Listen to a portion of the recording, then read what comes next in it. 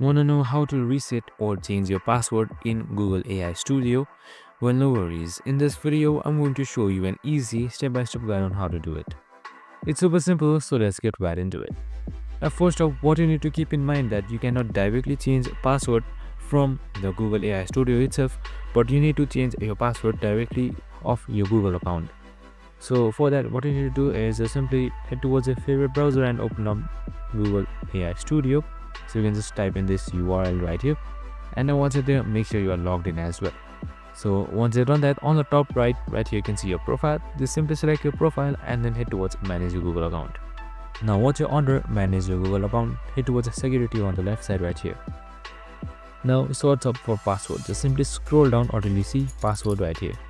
Just simply select this arrow icon, and now once that is done, here you can just simply type in your new password and confirm your new password simply just like this. And once that is done, just simply select change password, and after that is done, your password should be changed for your Google account itself and also your AI Studio account. I hope this video helped. If it did, make sure to like, subscribe and tune in with us for more of these videos. See you in the next one.